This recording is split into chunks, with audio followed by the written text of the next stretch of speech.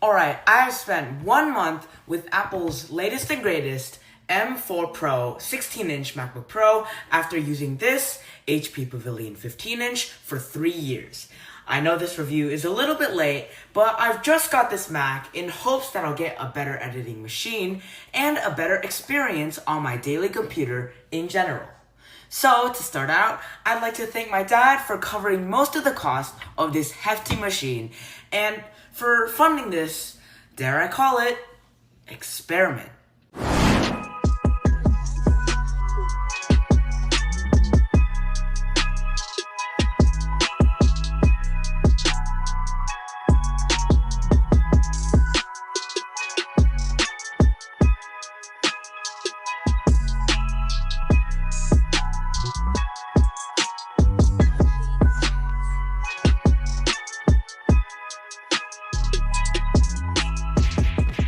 The thing is, MacBooks on paper have pretty much the best of everything, but the point where many fall off on these computers is their operating system and software. And yes, this whole video will be edited on my new Mac. Well, I have a lot to get through and I have no idea where to start, so let's stick to the basics. This is a 16-inch M4 Pro MacBook Pro with 512 gigs of storage and 24 gigs of RAM. Why not the M4 base chip or M4 Max? Well, according to nearly everyone out there, the Pro variant this year is by far the best value and has the most bang for your buck. So naturally I got it. And I'm gonna go through my entire experience from the setup to the conditions it looks like now. Okay, to start, during setup, the process went fairly smoothly, as I didn't have to transfer any files from my old computer to my new computer. That meant that the only things I had to set up were functions specific to macOS and Touch ID, things like that. So after finishing setup and learning how to use the thing, I messed around just a little bit.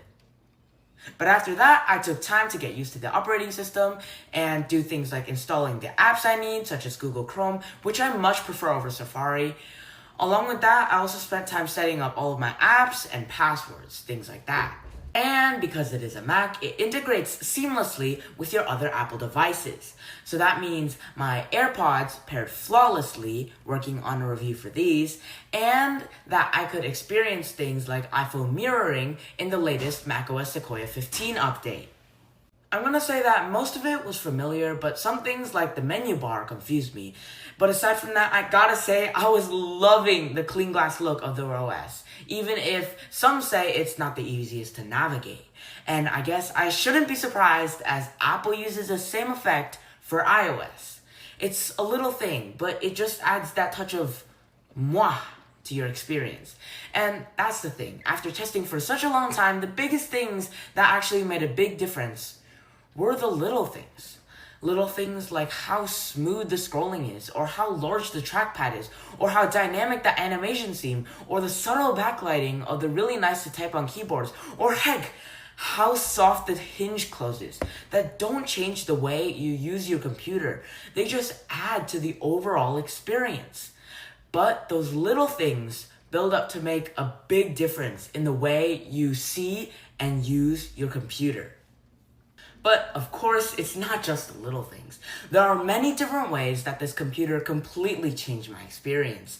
And most of these are fundamentals, such as the super crisp and bright display that is a lot more sharp and provides a lot more contrast than I was used to before. The absolutely outstanding speakers that are very warm and crisp and sound dramatically better than my old HP Pavilion.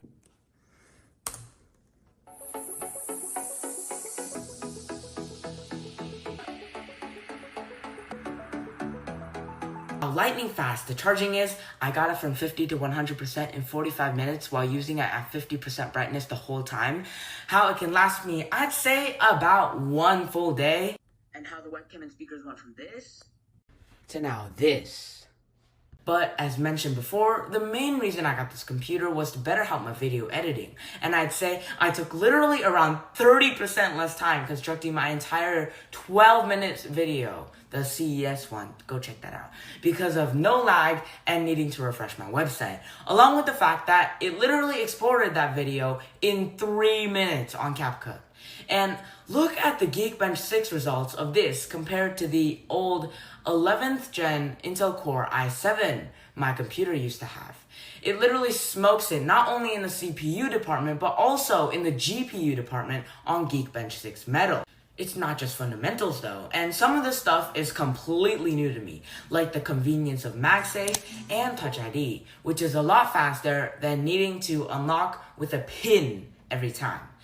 And on the topic of things on the outside, right now is a good time to mention how much I am loving and digging this space back color.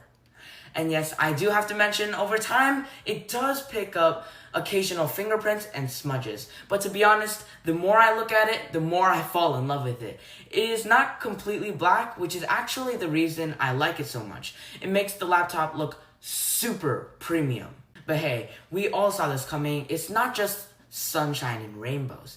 On the other end of the spectrum, there were choices that Apple made that made me question, did they have to do that? For example, the notch. Why did they have to make it so big even though it only has a webcam and an indicator light? If it had Face ID sensors or something, I would obviously forgive Apple, as that'd be so nice. But there is absolutely no reason for the notch to be this big. But a big notch is not a huge disturbance when you're using your computer, as I'd say 99% of the time, you'd barely notice it. But you know what you will notice? The lack of USB-A. And yes, I know USB-C is up to date with the modern world, but most of my accessories are USB-A, and it's annoying having to use an adapter every time I plug them in. Apple tends to keep everything super minimalist.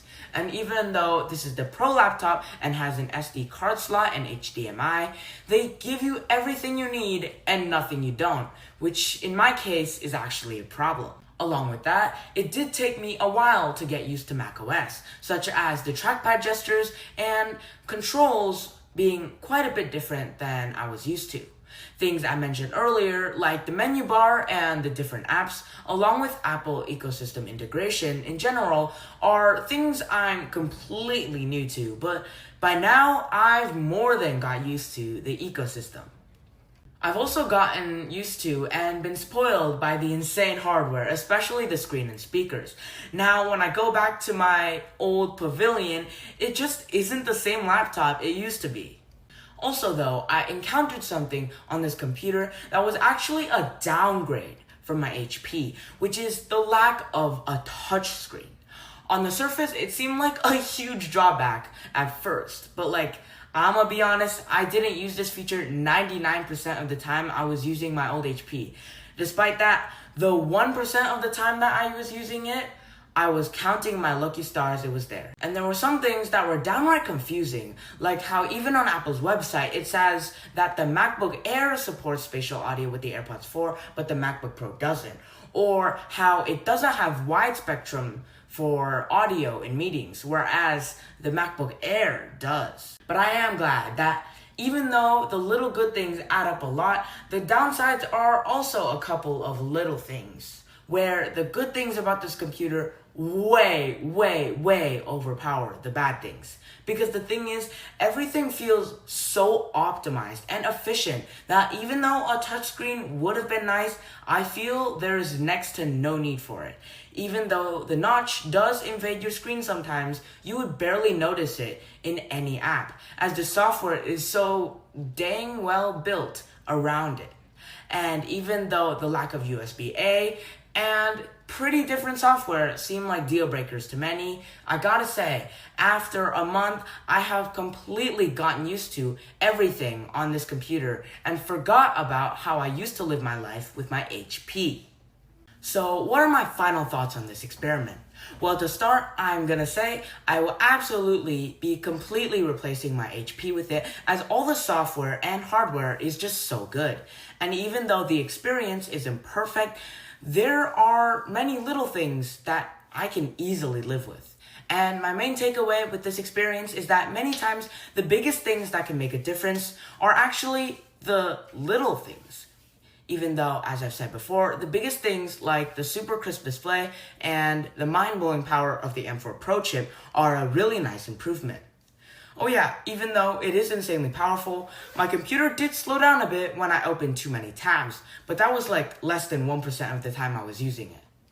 But point is, this experiment absolutely passes. This will now be my go-to device for consuming media and my laptop I use for education. It will be the keyboard I can type my essays on and the webcam I can use for Zoom meetings.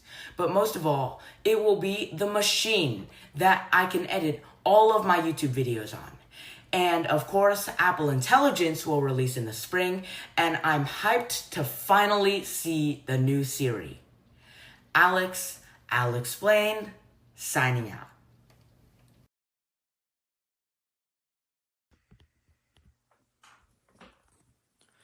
Okay, so Editor Alex here, and since I recorded that in about February, we've gotten a number of updates from Apple. One of them, and most importantly, being that Apple Intelligence and Siri will be delayed until the coming year, or most likely 2026.